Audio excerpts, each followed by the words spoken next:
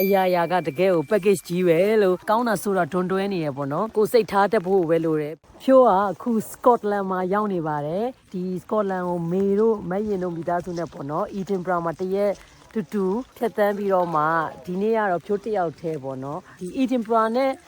3နာရီအဝေးမှာရှိတဲ့ပေါ့အရန်ကိုနာမည်ကြီးတဲ့နေရာတစ်နေရာပါအဲ့တော့ဒီနေရာက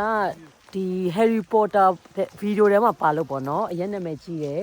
ပြီးရင်လွန်ခဲ့တဲ့10နှစ်တုန်းကနယူးဇီလန်မှာသွားခဲ့တဲ့နေရာတစ်နေရာနဲ့လည်းအရန်တူတယ်ပေါ့နော်အရန်လာတယ်ဒါပေမဲ့ရာသီဥတုလုံးဝမကောင်းဘူးဒီနေ့တနေကုန်တကယ်ကိုမျက်လုံးတွေကလေဟိုမျက်တောင်မခတ်အောင်ကြည့်ရတဲ့ရှုခင်းနဲ့လုံးဝကိုမကောင်းတဲ့ရာသီဥတုနဲ့နှစ်ခုပေါ့နော်တူတူဖြတ်တန်းနေရပါတယ်ရာသီဥတုကချမ်းလဲချမ်းတယ်ဒီမှာပြီးမိုးတွေကလည်းရွာသလားမင်းနဲ့ပေါ့နော်အရင်တောက်လျှောက်ရွာနေတယ်အဲ့တော့ဘာလို့တွေးမိလဲဆိုတော့အရာရာက package ကြီးပဲပေါ့နော်ပြည့်စုံတဲ့နေရာဆိုမရှိဘူးဒီလိုမျိုးနိုင်ငံတွေကအရန်လာတယ်ဒါပေမဲ့ရာသီဥတုက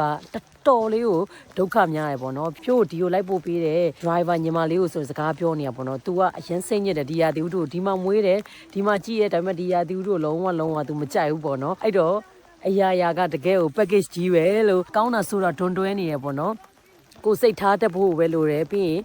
appreciate ဖြစ်တတ်ဖို့လိုတယ်ဖြိုးတို့အေရှားမှာဖြိုးတို့မြန်မာပြည်မှာလည်းကောင်းတာဆိုတာတွေနိုင်ငံခြားမှာလည်းအခုကြည့်လိုက်ရင်တော့တစ်ကမ္ဘာလုံးကလာပြီးတော့မှလဲနေကြတယ်ဒါပေမဲ့ဒီမှာမိုးက24နာရီရွာနေအချိန်အများစုကဒီလိုမျိုးမိုးရွာနေရဆွတ်နေပေါ့နော်ချမ်းပြီးတော့မှနေရတယ်ပေါ့နော်ဆိုအဲ့ဒါလေးကိုတွေးနေမှာဘဝကြီးဆိုတာကအဖြူမဲတွန်တွဲနေရ piano လိုမျိုးပဲပေါ့နော်ခလုတ်တွေက